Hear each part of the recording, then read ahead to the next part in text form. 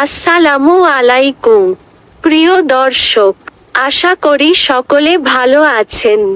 আয়াতুল কুরসি ফজিলত নিয়ে কিছু আলোচনা করব। ভিডিওটি ভালো লাগলে আমার চ্যানেলটি সাবস্ক্রাইব করে দিবেন।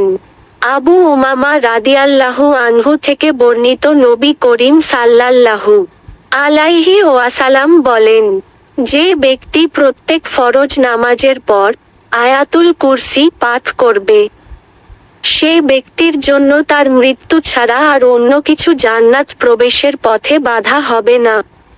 নাসাই কুবরা ৯৯২৮।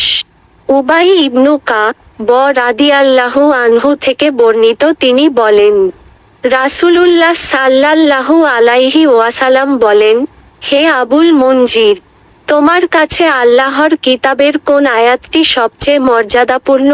আমি বললাম, আল্লাহ ও তার রাসূলই অধিক জ্ঞাত। তিনি আবার বলেন, হে আবুল মুনজির, তোমার কাছে আল্লাহর কিতাবের কোন আয়াতটি সবচেয়ে মর্যাদাপূর্ণ? আমি বললাম, আল্লাহু লা ইলাহা ইল্লা হুয়াল হাইয়ুল কাইয়ুম, আয়াতুল কুরসি।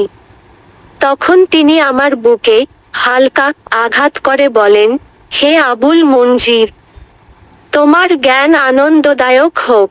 সুনানে আবু দাউদ -1460। আবু হুরাইরা রাদিয়াল্লাহু আনহু থেকে বর্ণিত, তিনি বলেন, রাসূলুল্লাহ সাল্লাল্লাহু আলাইহি ওয়াসাল্লাম বলেছেন, প্রতিটি বস্তুরই চূড়া আছে। কুরআনের উঁচু চূড়া হলো সূরা আল বাকারা। এতে এমন একটি আয়াত আছে যা কুরআনের আয়াতগুলোর প্রধান। তা হলো আয়াতুল কুরসি। আবু লায়লা রাদিয়াল্লাহু আনহু থেকে বর্ণিত, তিনি বলেন, আমি নবী করিম সাল্লাল্লাহু আলাইহি ওয়াসাল্লাম নিকট বসে থাকা অবস্থায় এক বেদুইন তার কাছে এসে বলল, আমার এক অসুস্থ ভাই আছে। তিনি বলেন, তোমার ভাই কি রোগে আক্রান্ত? সে বলল, কোনো কিছুর কুপ্রভাব। তিনি বলেন, তুমি যাও এবং তাকে আমার কাছে নিয়ে এসো।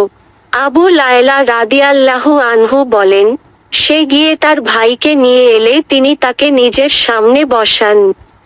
আমি শুনতে পেলাম, তিনি সূরা ফাতিহা, সূরা বাকারার প্রথম 4 আয়াত, মধ্যখানের 2 আয়াত, 163-164 নং আয়াত, আয়াতুল কুরসি 255 নং আয়াত, এবং বাকারার শেষ 3 আয়াত, 284-286 আয়াত, এবং আল ইমরানের একটি আয়াত।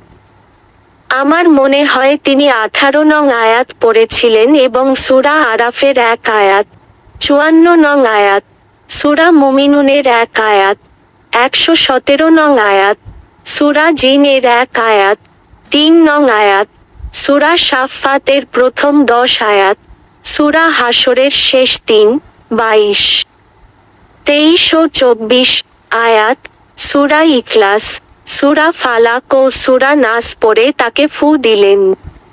তাতে বেদুইন এমনভাবে সুস্থ হয়ে দাঁড়ালো যে তার কোনো রোগই অবশিষ্ট নেই। সুনানে ইবনে মাজাহ -3549।